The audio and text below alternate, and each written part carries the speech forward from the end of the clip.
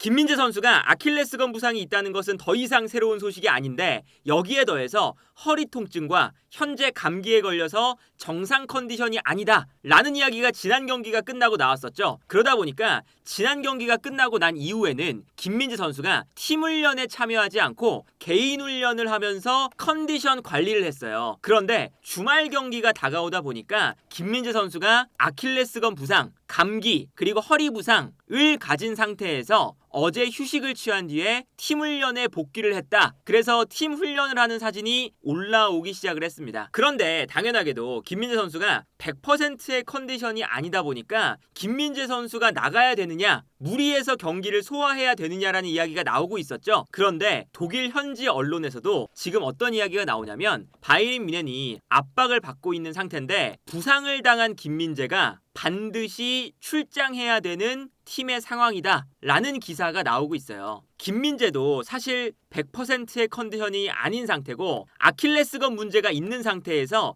최근에는 분데스리가 경기에서도 몇 차례 나오지 않았었고 A매치 기간 동안 국가대표팀에도 차출이 되지 않았었다. 게다가 김민재는 지난 토요일에 있었던 장크트 파울리와의 경기에서 감기에 걸린 상태로 경기에 나왔습니다. 그리고 이 감기 때문에 기침을 하다가 허리 통증까지 발생한 상태라서 허리 통증마저 가지고 있는 상태인데 이런 김민재의 아킬레스건, 감기 그리고 허리 통증까지 모든 것들이 최악의 시기 우파메카노, 알폰소 데이비스 이 두 선수가 모두 부상을 당한 상태에서 일어나고 말았습니다. 그래서 김민재는 현재 바이에른 뮌헨의 수비진이 붕괴가 된 상태이기 때문에 모든 경기에 부상을 안고 있어도 출전할 예정이다. 콤파니 감독은 여기서 더 이상의 수비 라인에 스쿼드적인 손실을 메우는 것은 어렵기 때문에 우파메카노와 알폰소 데이비스가 없는 상태에서 김민재를 쓸 수밖에 없는 상황이다. 그래서 이미 이번 주말에 있는 아우그스부르크전에서 김민재 선수가 선발로 나올 것이라는 건 대부분의 매체가 예상을 하고 있어요. 그래서 이번 주에 키커즈의 예상 선발 명단을 보면 우루비 골키퍼, 오른쪽에 라이머, 다이어, 그리고 김민재, 게헤이루 요 4명의 수비수가 지난 경기에 이어서 똑같이 수비 라인을 형성할 것이다. 그리고 만약에 게헤이루가 좋지 않다면 스타니시치가 왼쪽 풀백 자리에 나올 가능성도 있다. 이 정도의 이야기가 나오고 있거든요. 그런데 결국에 김민재를 쓸 수밖에 없는 이유는 지금 뭐 독일 매체들에서도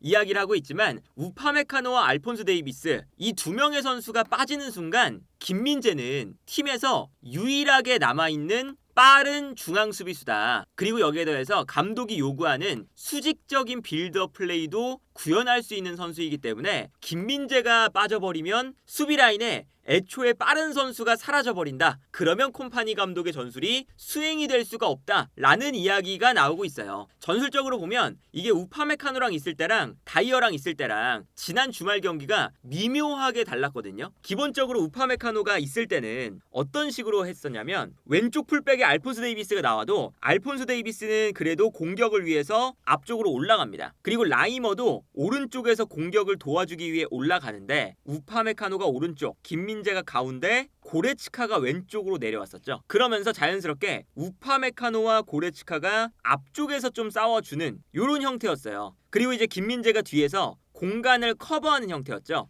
그런데 다이어가 김민재의 짝으로 나오는 순간 다이어가 김민재처럼 올라가서 싸우는 게 생각보다는 그렇게 좋지 않거든요. 그렇기 때문에 어떤 식으로 경기를 했냐면 게이루와 라이머가 공격에 가담을 한 상태에서 우파메카노가 있을 땐 김민재가 중앙에 있었지만 그리고 고레츠카가 내려오는 형태였잖아요. 그런데 지난 경기에서는 김민재가 왼쪽으로 올라가고 다이어가 중앙, 키미가 오른쪽으로 내려오는 형태였습니다. 그래서 3백이 김민재가 왼쪽, 키미가 오른쪽이 되면서 다이어가 최후방에 있는 이러한 형태였어요. 그래서 지난 경기의 평균적인 위치를 보면 김민재가 다이어보다 조금 더 올라가 있는 상황이 많았었고 그리고 키미와 고레츠카를 보면 키미가 3백을 만들기 위해서 내려왔으니까 약간 왼쪽으로 내려가 있는 걸 볼 수가 있죠. 그래서 키미히, 다이어, 김민재 이렇게 공격할 때 3백을 만드는 거거든요. 그래서 경기를 보면 실제로 이렇게 다이어가 가운데 있고요. 김민재가 왼쪽, 키미가 오른쪽으로 내려오는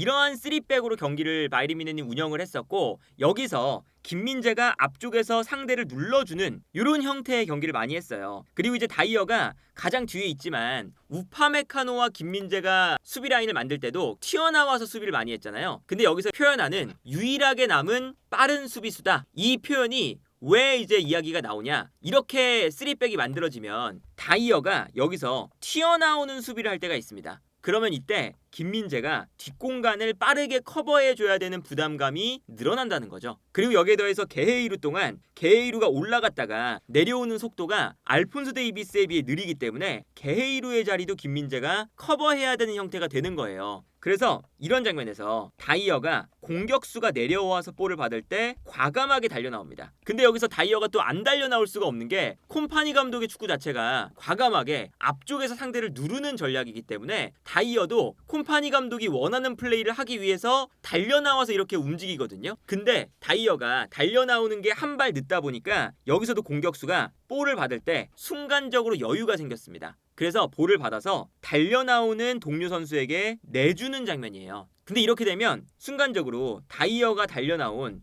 요 공간이 비게 되잖아요. 그래서 이 다음 장면에서 다이어가 튀어나왔을 때 순간적으로 김민재가 가운데로 들어가고 있고 키미가 오른쪽에서 김민재와 함께 수비 라인을 만드는 이런 형태가 되고 있습니다. 그래서 이제 다이어가 튀어나왔을 때 볼을 받은 공격수가 내주고 뛰어갔는데 여기서 찔러주는 패스를 주기가 김민재와 키미에게 막혀서 불가능한 상태인 거죠. 그리고 아까 이제 그 기사에서 나왔었던 김민재가 빠른 중앙 수비수인 동시에 수직적인 빌드업도 할 수 있다라는 얘기가 뭐냐면 기본적으로 바이에른 뮌헨은 상대 수비가 밀집해 있는 팀을 만날 때가 많잖아요. 그러면 상대 수비 라인 사이로 패스를 찔러줄 수 있는 게 필요하거든요. 그러니까 이게 수직적이라는 게 어떤 표현이냐면 기본적으로 수비 라인에서도 상대 수비가 이렇게 가운데 밀집해 있을 때 좌우로 패스를 보내주는 것은 기본적으로 U자 빌드업이 될 가능성이 높죠. 물론 좌우 전환이 계속 되어야 되지만 이렇게 좌우로 패스를 돌리다가도 순간적으로 수비가 약간 끌려가 있을 때 이렇게 이제 공간이 순간적으로 생겼을 때 요 라인 사이로 볼을 가진 중앙 수비수가 수직적인 패스를 찔러줄 수 있는 이런 게 이제 나와야 된다는 뜻이에요. 그런데 김민재 선수가 기본적으로 압박을 받을 때 안정적으로 이제 볼을 돌리고 안정적으로 이제 탈압박을 하는 이런 유형의 선수는 아니지만 볼을 잡았을 때 공격적으로 찔러주는 패스를 꽤나 잘하거든요. 이 장면을 보면 김민재가 볼을 가지고 있고 이게 이제 뭐 우파메카노와 나왔었던 레버쿠젠과 바이에른 뮌헨의 경기인데 김민재가 상대 수비가 한쪽에 쏠려 있으니까 자연스럽게 반대편으로 패스를 넘겨줄 것이라고 다른 선수들이 다 예측을 하고 있습니다.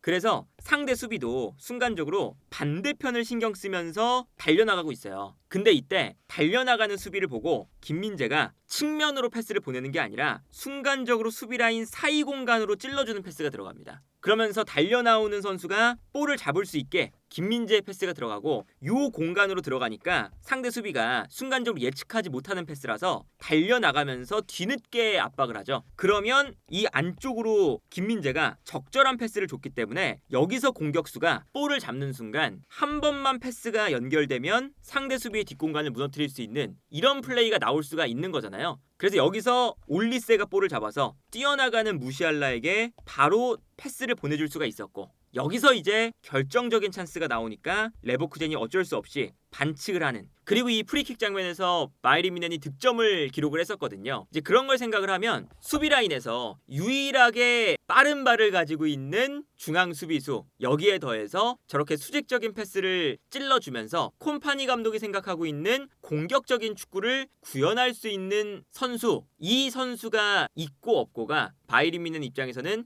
아주 큰 차이가 발생을 하는 상황이기 때문에 김민재를 어떻게든 이제 남은 기간 동안 김민재가 허리 통증, 아킬레스건 부상, 그리고 감기에 걸려서 컨디션이 안 좋은 상태라고 할지라도 어떻게든 경기에 아예 나오지 못하는 상황을 제외하고는 출전을 시킬 것이다. 다만 이제 좀 문제가 되는 것은 김민재 선수가 컨디션이 안 좋다 보니까 지난 경기에서도 김민재스럽지 않은 장면들이 꽤 나왔어요. 뭐 크로스를 차단하지 못했던 거 그런 것도 마찬가지지만 경합하는 상황에서 아무래도 컨디션이 좀 안 좋다 보니까 지난 경기에서 공중볼 4번 경합에서 1번 승리했고 공중볼을 제외한 지상 경합에서는 2번 중에 1번을 성공했거든요. 일단 경합 상황 자체가 김민재가 약간은 줄어들었고 보통 김민재가 공중볼 경합 상황에서는 90분당 경기에서 3.2개의 승리를 가져가고요. 지상 경합은 1.7개. 그래서 보통 5번 정도의 경합 승리를 가져가요. 그런데 지난 경기는 2번밖에 승리를 못했으니까 이런 걸 생각을 하면 실제로 지난 경기에 경합을 할 때 평소에 김민재였으면 뺏었을 볼인데 뺏지 못하는 장면들이 몇 번 나왔었거든요. 이제 그런 걸 생각하면 김민재 선수가 혹시나 부상을 달고 뛰다가 실수가 나온다거나 좀 폼적인 측면에서 떨어지는 모습이 나올까봐 걱정이 된다. 하지만 이 시기를 김민재 선수가 잘 이겨내면